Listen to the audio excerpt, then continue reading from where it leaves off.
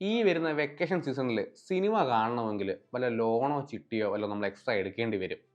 കാരണം വേറൊന്നുമല്ല, മാർച്ച് മുതൽ മെയ് വരെ വരാനിരിക്കുന്നത് പ്രേക്ഷകർ ഏറ്റവും കൂടുതൽ കാണാൻ ആഗ്രഹിക്കുന്ന വമ്പൻ ബിഗ് ബഡ്ജറ്റ് എൻ്റർടൈനേഴ്സാണ്. അതും സൂപ്പർ താരങ്ങളുടെ സിനിമകളടക്കം. എല്ലാം തുടങ്ങുന്നത് മാർച്ച് 19-നാണ്, പെരുന്നാൾ റിലീസ്. അന്ന് പ്രധാനമായും 3 റിലീസാണുള്ളത്.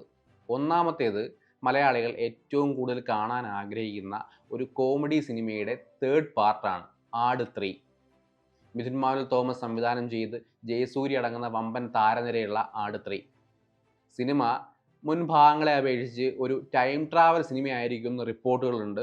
എന്തായാലും അത് കാത്തിരുന്ന് കണ്ടേ മതിയാവൂ. അതേ മാർച്ച് 19-ന് തന്നെ ഒരു സിനിമയും കൂടെ വരുന്നുണ്ട്. സിനിമയുടെ പേര് ടോക്സിക്. ഞാൻ പറയാതെ തന്നെ അറിയാം, KGF-ന് ശേഷം യാഷ് നായകനാകുന്ന ഗീതു മോഹൻദാസ് സംവിധാനം ചെയ്യുന്ന സിനിമ.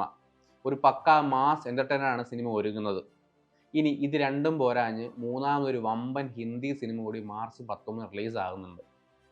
കഴിഞ്ഞ വർഷം ഏറ്റവും കൂടുതൽ കളക്ഷൻ നേടിയ, കഴിഞ്ഞ വർഷം എന്നല്ല, ഇന്ത്യൻ സിനിമയിൽ തന്നെ ഏറ്റവും കൂടുതൽ കളക്ഷൻ നേടിയ സിനിമയായിരുന്നു ദുരന്തർ. രൺവീർ സിംഗ് നായകനായ ആദിത്യ ദത്ത് സംവിധാനം ചെയ്ത ദുരന്തർ. അതിൻ്റെ രണ്ടാം ഭാഗം ദുരന്തർ 2 ദ റിവഞ്ച് മാർച്ച് 19 റിലീസാവുകയാണ്.